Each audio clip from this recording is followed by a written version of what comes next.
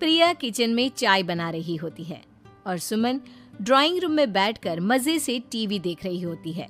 तभी दरवाजे की घंटी बजती है। प्रिया, जरा देखना तो कौन आया है। देखती हूँ मम्मी जी। प्रिया दरवाजा खोलती है तो सामने पड़ोस वाली विमला आंटी खड़ी होती है। नमस्ते आंटी जी, कैसी हैं आप? मैं तो बिल्कुल ठीक हूँ बेटा, पर तेरी सास को क्या हुआ है? आजकल कहीं दिखती ही नहीं है। जब देखो तब टीवी के आगे जमी रहती है। अंदर तो आइए आंटी। अरे ओ दीपक की अम्मा, कहाँ हो? अरे विमला, आओ आओ, क्या बात है, बड़े दिन बाद याद आई तुम्हें मेरी। मैं तो हमेशा ही तुम्हें याद करती हूँ, पर तुम ही गायब रहती हो और आजकल तो बाहर भी नहीं आती जाती। तबीयत तो ठीक है ना तुम्हारी? अरे तबीयत को क्या होना है, इस उम्र में तो कुछ ना कुछ लगा ही रहता है। मेरी छोड़ो, तुम ये बताओ कि क्या चल रहा है गली मोहल्ले में। तुम गली मोहल्ले की छोड़ो, चल तो तुम्हारे पड़ोस में रहा है। तुम्हारी नई सहेली आई है। मेरी कौन सी नई सहेली? मैं तो यहाँ बस तुमसे बातचीत कर लेती हूँ या फिर बाजू वाली शर्मा की बहू से 2-4 बातें कर लेती हूँ। इसीलिए तो कहा कि तेरी नई सहेली आई है। अब कोई पड़ोस में आया है तो बात तो होनी ही है। कम से कम इसी बहाने हमारा भी एक ग्रुप बन जाएगा। फिर सब मिलकर अपनी बहुओं की शिकायतें किया करेंगे। दोनों हंसने लगते हैं। तभी प्रिया चाय लेकर आती है और सामने टेबल पर रख देती है। दोनों चाय पीती हैं और बातें करते हैं। चलो मैं चलती हूँ, अब कल मिलते हैं। राम राम। अगले दिन प्रिया किचन में कुछ काम कर रही होती है और सुमन आराम से सोफे पर बैठकर मटर छिल रही होती है। तभी डोरबेल बजती है। प्रिया दरवाजा खोलती है तो सामने उनकी नई पड़ोसन खड़ी होती है। जी, आप कौन? मैंने पहचाना नहीं। नमस्ते बेटा, मैं शारदा, आपके बगल वाले घर में अभी 2-4 दिन पहले ही शिफ्ट हुए हैं। ओह अच्छा। नमस्ते आंटी, अंदर आइए ना आप। देखिए तो मम्मी जी, आज कौन आया है। इतना कहकर प्रिया किचन में चाय बनाने चली जाती है। नई पड़ोसन को घर पे देखकर सुमन थोड़ा हैरान हो जाती है। नमस्ते बहन जी, मैं शारदा, आपकी नई पड़ोसन। अच्छा, आप हैं हमारी नई पड़ोसन। आइए आइए, और बताइए कैसी हैं आप? जी बिल्कुल ठीक हूँ। वो दरअसल घर पर छोटी सी पूजा रखवाई थी, बस उसी का प्रसाद देने चली आई। सोचा इसी बहाने नए पड़ोसियों से भी मुलाकात हो जाएगी। ये तो बहुत अच्छा सोचा आपने। सुमन प्रिया को आवाज लगाती है। अरे ओ बहू, जरा चाय पानी का तो आके पूछ लो। ये आजकल की बहुएं भी ना, जब तक बोलो नहीं तब तक कुछ नहीं करेंगी। आई मम्मी जी। प्रिया चाय लेकर आती है। दोनों बैठकर चाय पीती हैं और खूब सारी बातें करती हैं। अच्छा बहन जी, अब मैं चलती हूँ, फिर मिलते हैं। अब तो आना जाना लगा ही रहेगा। शारदा के जाने के बाद प्रिया किचन से बाहर आती है। क्या बात है मम्मी जी, आप दोनों को देखकर तो लगा ही नहीं कि पहली बार मिल रही हो। आप दोनों तो बिल्कुल बिछड़ी हुई सहेलियों की तरह बातें कर रही थी। अरे जब 2 औरतें मिल जाती है ना, तो बातें अपने आप ही निकल आती है।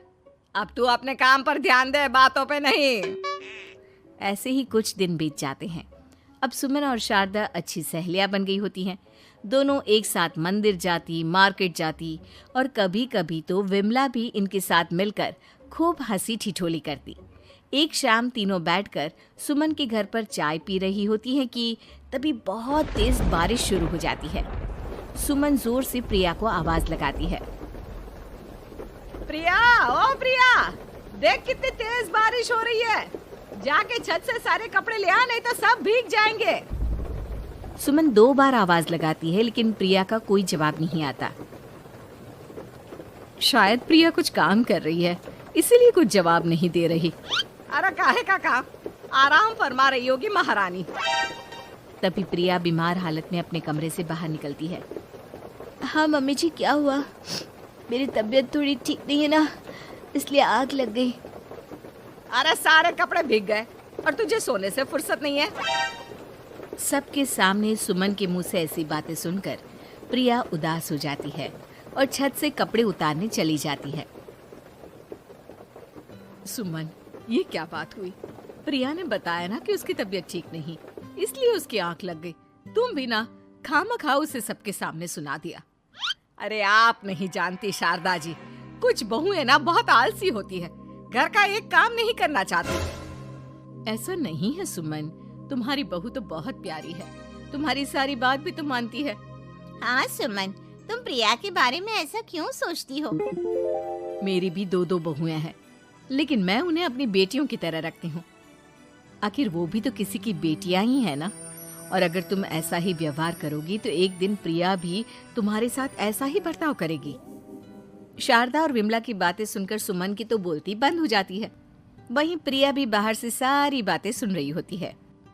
अरे मैं कोई उसकी दुश्मन थोड़ी ना हूँ, मैं भी उसकी माँ हूँ, लेकिन कभी कभी सास बनना पड़ता है, नहीं तो बहुएं हाथ से निकल जाती है। देखो सुमन, ये सब सोच का फर्क है। अगर तुम ये सोचोगी तो कभी प्रिया को अपनी बेटी नहीं बना पाओगी। इतना कहकर शारदा और विमला वहां से चली जाती हैं और सुमन अकेले बैठकर उनकी बातें सोचने लगती है। अगले दिन प्रिया और दीपक अपने कमरे में बैठकर बात कर रहे होते हैं और सुमन उनके कमरे के बाहर कुछ काम कर रही होती है और उन दोनों की बातें सुन लेती है।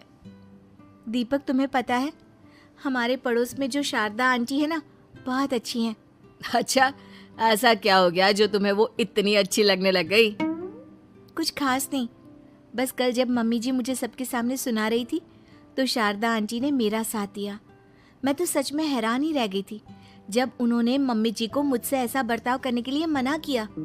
अच्छा, फिर क्या हुआ?